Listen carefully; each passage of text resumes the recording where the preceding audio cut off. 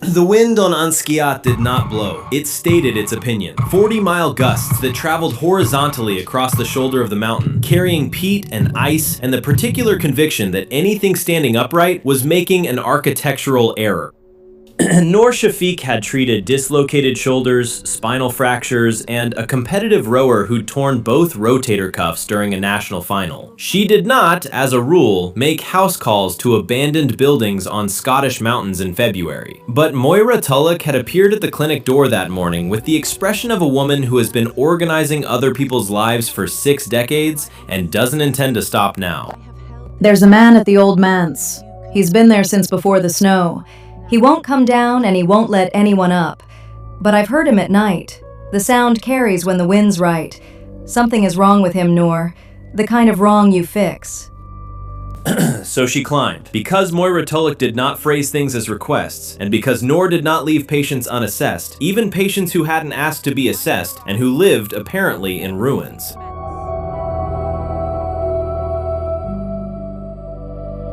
The manse was worse up close. The walls were scorched, not blackened from outside as if by fire, but discolored from within, the stone carrying a faint luminescence in the gray light that suggested extreme heat applied from the interior outward. The roof had collapsed decades ago. The blackthorn grew through the windows. The front door was oak, iron-banded, and standing open.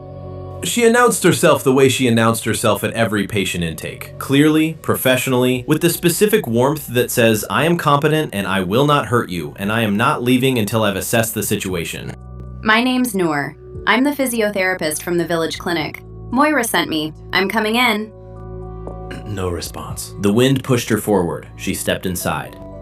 She assessed him the way she assessed every collapsed patient. Airway, breathing, circulation. He was breathing, his pulse was present but slow, 42 beats per minute, the resting rate of either a trained endurance athlete or something with a fundamentally different cardiovascular architecture. His skin was cool, not cold. Cool the way objects are cool in a room where the heating's been off, as if his body was present but not fully committed to maintaining temperature. Then she saw his back. 2 scars, vertical, perfectly parallel, running from the inferior angle of each shoulder blade to the iliac crest. 18 inches of raised tissue, silver white against dark brown skin. The scarring pattern was bilateral, identical on both sides, which was unusual. Burns don't do that, neither do surgical incisions. She ran through her mental catalog of scar topographies. Hypertrophic, keloid, atrophic, contracture, none matched. The tissue was raised and smooth, like something had been removed rather than damaged, as if the scars were not the result of injury, but of amputation. Something had been attached to these sites, and something had been taken away. She reached for the nearest scar. Professional assessment, tissue density, temperature differential, sensitivity response, standard palpation. Her fingertip touched the ridge of the scar, and 3 things happened simultaneously. His body jerked. Not pain, or not only pain, a full body response that started at the contact point and traveled outward, his muscles activating in a wave that she recognized from her training as a myoclonic cascade, but that she'd only ever seen in seizure patients. His hands flattened on the flagstone, his head came up, and his eyes, she could see them now, in profile. His eyes were not brown, they were white gold, not reflecting light, producing it. Her pin lifted off the floor. It rose 3 inches from the flagstone and hovered, rotating slowly, as if gravity had developed an exception specifically for objects within 3 feet of his body. Dust motes suspended. A piece of fallen stone drifted upward from the rubble. The pressure in the room shifted. Her ears popped, and for 3 seconds, the air inside the manse felt like the air at altitude. Thin, clean, and impossibly high for a building at sea level. Then it stopped. The pen clattered back to the floor. The dust settled. His eyes were brown again. Dark brown, human, focused on her with an expression that combined pain, fury, and something she couldn't identify for 3 more days. Terror. He was terrified. Not of her, of what her touch had activated.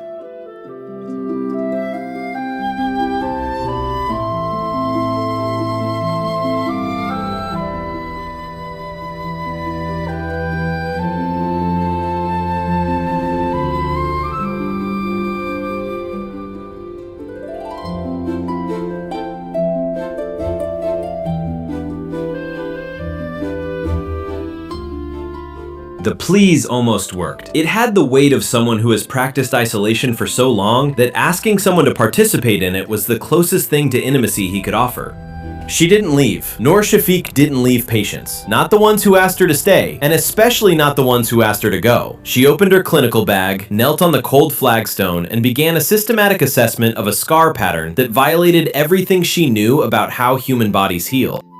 What she didn't know yet, what she wouldn't know for another 3 days, was that the scars were not human. The body they were attached to was not human, and the thing that had been removed from those two perfect parallel sites 1,000 years ago on the summit of this mountain was not anything that fit inside a clinical bag. She came back. Of course she came back. Noor Shafiq had never left a clinical puzzle unsolved, and the scars on the man in the manse were the most confounding puzzle she'd encountered in 12 years of practice. She told herself it was professional interest. She told herself this all the way up the mountain with a full treatment kit, a thermal blanket, and a heart rate that had nothing to do with the elevation. The Seraphic Warden severed his wings calm, not with a blade, with light. He fell onto this mountain. The mountain is named after what the villagers saw, and Seraph, the winged goddess. I left Edinburgh because I lost a patient. I moved to the Highlands for a fresh start. I'm now providing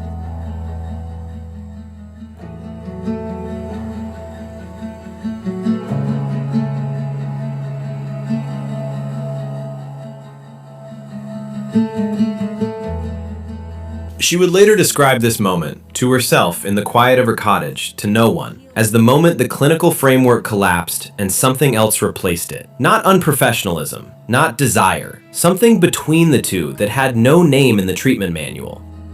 He removed his shirt, slowly. The fabric peeled away from the scar tissue with the careful motion of someone who has learned that certain types of contact produce certain types of consequence. The scars appeared, silver white against his dark skin, bilateral, impossible. In the thin winter light, they had a faint luminescence she hadn't noticed during the first assessment, as if the tissue itself contained a light source that required proximity to activate. She placed both hands on the scars. Light poured from the scar tissue, not reflected, emanated. A white gold radiance that emerged from the scars themselves, streaming between her fingers as if she'd placed her hands over two openings into something vast and incandescent. The light was warm, not skin warm, sun warm, the kind of warmth that reaches past the surface and settles into the structure of the body. Her treatment kit lifted off the floor. The thermal blanket rose and drifted. The stone rubble shifted and floated upward. Not chaotically, but directionally. Everything rising toward the gap in the collapsed roof, toward the sky, toward the mountain summit, as if the light was reaching for a place that the body it was trapped in could no longer go. Cassiel made a sound, not a word, a sound from deeper than language. The vocalization of someone who has lived in silence so long that the first sensation beyond pain registers as something the body doesn't know how to process. His back arched under her hands. The muscles along his spine contracted and released in waves. The light intensified.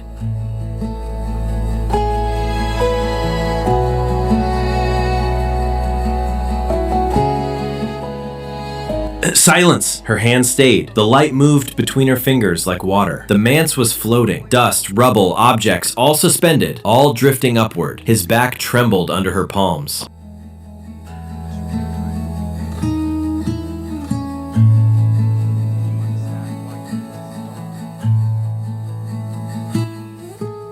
She didn't remove her hands. He didn't ask her to. For 30 seconds, she counted because she was a clinician and clinicians count. The manse was luminous and weightless and neither of them breathed. And the forbidden thing was not the touch. It was that the touch felt like relief for both of them.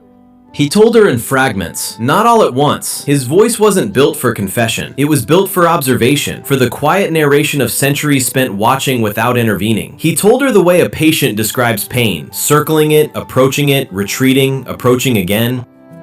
Watcher, celestial observer, assigned to humanity, not permitted to intervene. He intervened. A plague village, 13th century, Scottish Highlands, children dying. He healed them. The Seraphic court severed his wings, not with a blade, with light, cauterizing the connection between his physical form and his divine aspect. He fell onto this mountain. The mountain is named after what the villagers saw, and Sagieth, the wing.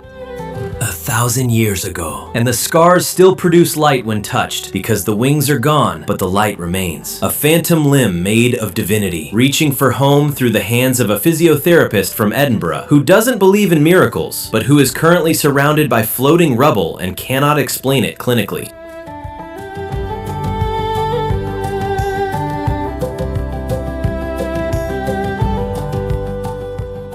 He almost smiled. She saw the muscles in his face, the specific architecture of someone preparing to do something the body has forgotten how to do. And the almost was enough. The almost was everything.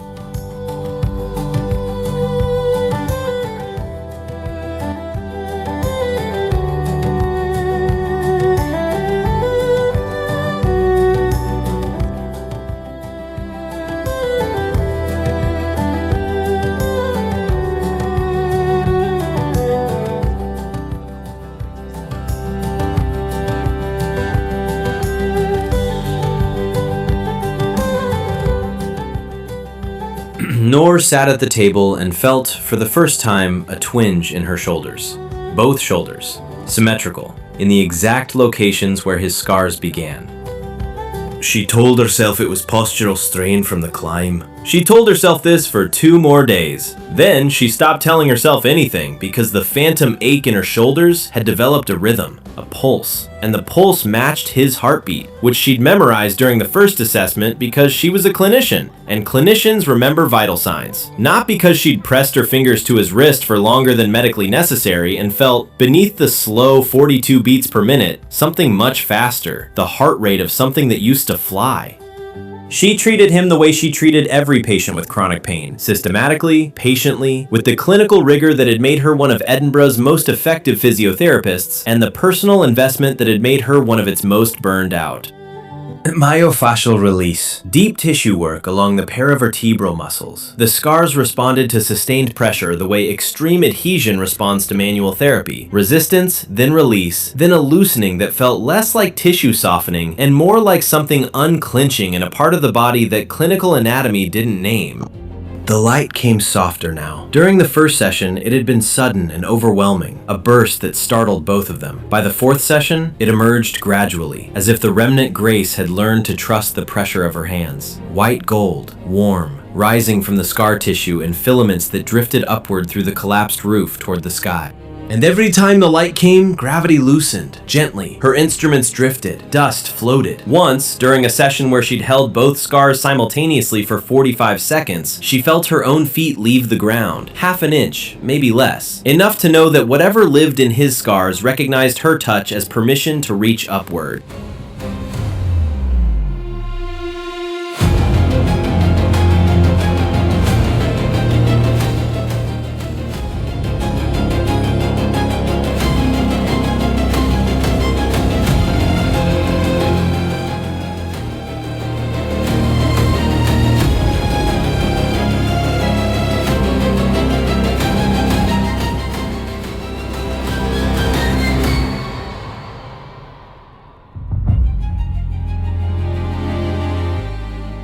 He went very still. The light dimmed, not from her stopping, but from him pulling inward, reducing the output, trying to minimize what she'd already absorbed.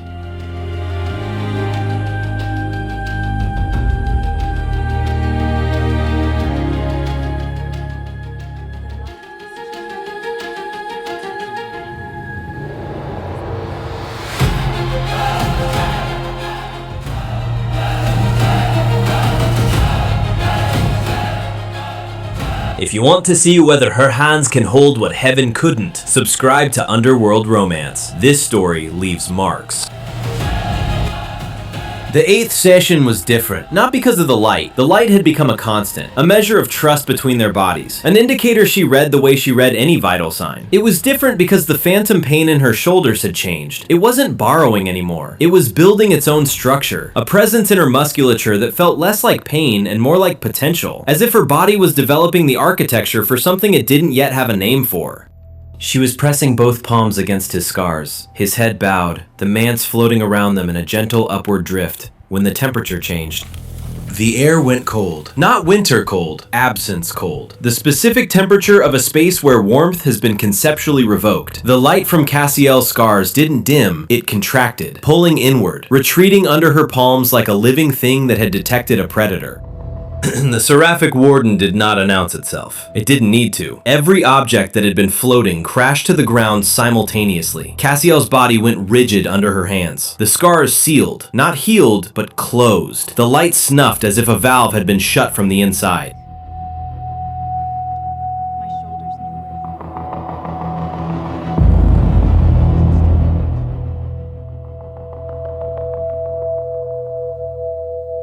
I don't know.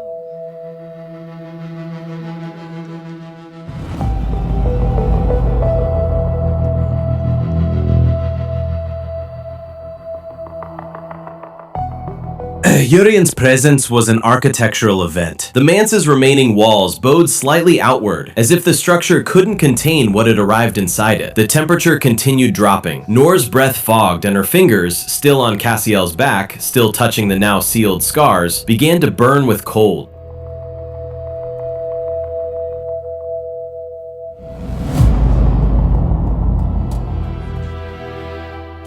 Urian departed the way Urian had arrived, by deciding not to be present. The space where the warden had stood was simply empty. The temperature returned. Objects remained on the floor. Cassiel stood. The scars on his back were sealed, dark, carrying no light. He looked older than he had an hour ago. Not physically, but in the way that age accumulates in the eyes of someone who has spent 4,000 years learning to let go, and who has just been told to let go of one more thing.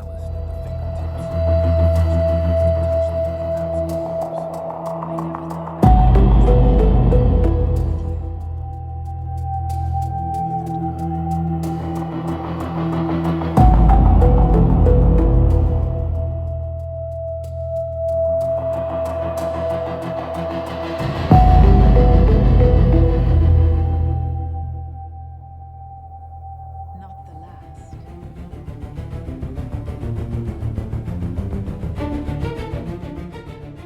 He looked at her. For the first time since she'd known him, his expression was not guarded or controlled or carefully neutral. It was frightened. He was frightened. Not of Urian, not of annihilation, of what it would mean to accept that someone had chosen to stay.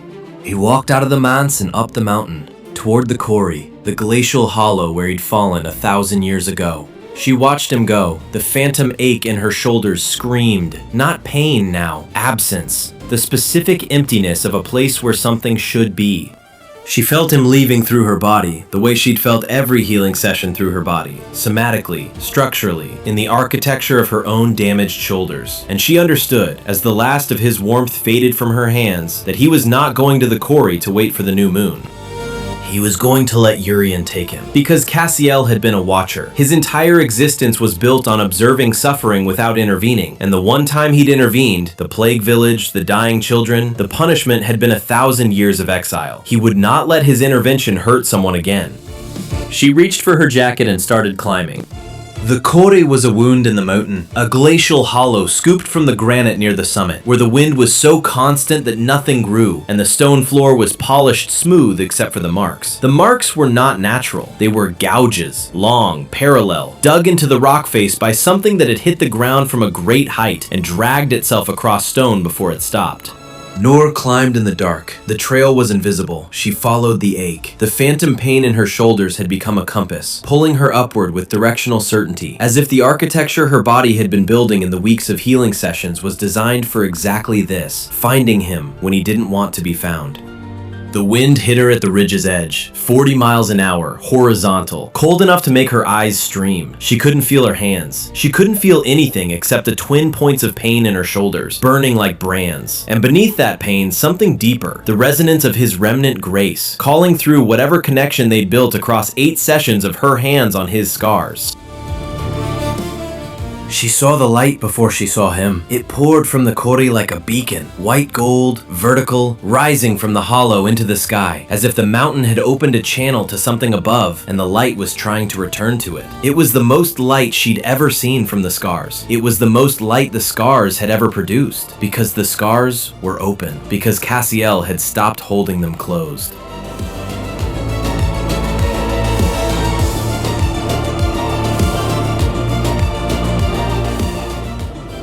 Her voice cut through the wind. He heard it. She saw his shoulders tighten, the trembling pause, the specific stillness of someone interrupted in the act of surrender.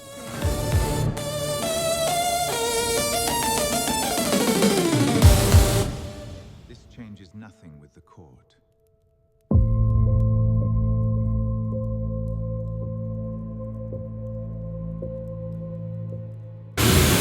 The light under her hands was agonized. She could feel it. Not warmth alone, but grief. 1,000 years of exile concentrated in two 18-inch wounds. The remnant grace was mourning. It had been mourning since the severance, and her touch had given it permission to mourn openly. And what poured from the scars was not divine radiance. It was divine sorrow. Ancient, patient, endless.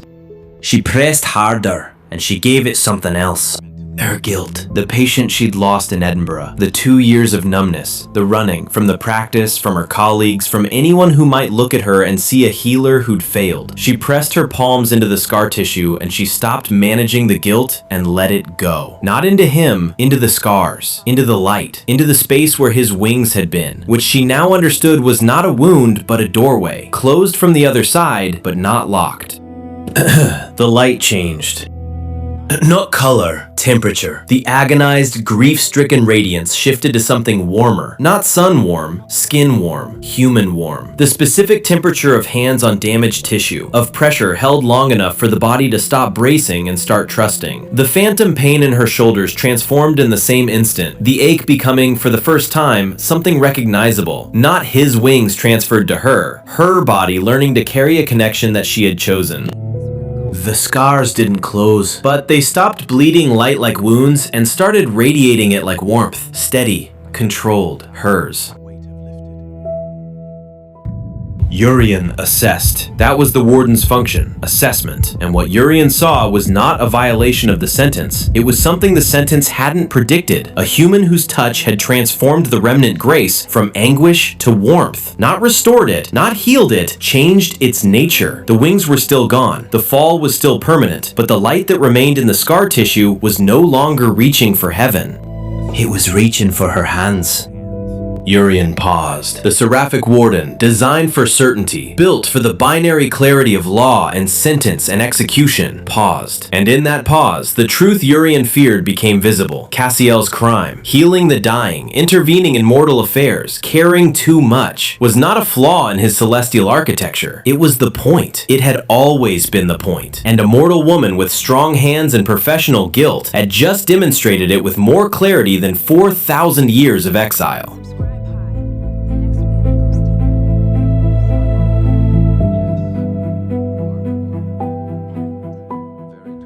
But Urian left. Not dramatically, not with judgment or warning. The warden simply chose not to be present. The same departure as before, but slower, reluctant. As if the decision to leave was the first uncertain decision Urian had made in 10,000 years of enforcement. The silence after Urian's departure was the silence after a verdict that hasn't been spoken. Not acquittal, not condemnation. Something the Seraphic legal system didn't have a category for. The case remained open. The judgment remained pending. And in the space between the pending and the judgment, something was permitted to continue. Cassiel's breathing had changed. The 42-beat resting rate had risen, slowly, steadily, as her hands held the scars, to 50, to 55, to 62. Still not human normal, but closer, as if her touch was recalibrating a cardiovascular system that had been running in exile mode for a millennium. He turned, not away from her hands, toward them. Rotating on the stone floor of the place where he'd fallen 1,000 years ago, his back still luminous, her palms sliding along the scar tissue as he moved, until he was facing her, and her hands were on his shoulders, and the light came from behind him, like something neither of them needed to see to know was there.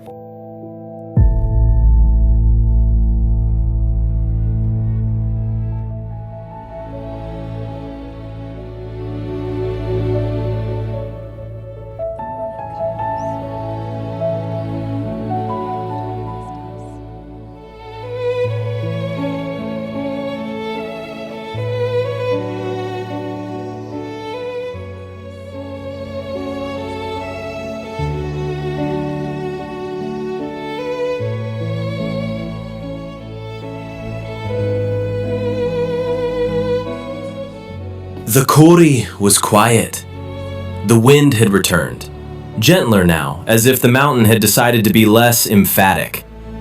Stars above, stone below, light between them. Steady, warm, permanent in the way that light is permanent. Not because it can't be extinguished, but because the source is fundamental.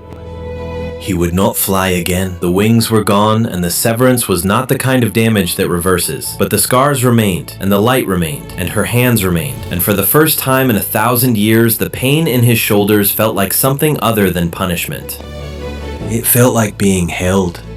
She would leave Edinburgh behind, eventually. Not the guilt. The guilt was hers, and she would carry it the way chronic pain patients carry their aches. Honestly, without pretending it didn't exist. With the practical compassion of someone who knows that management is its own form of healing. But she would stop running from it. She would stop treating it as evidence of failure, and start treating it as evidence that she cared enough to be devastated when caring wasn't sufficient.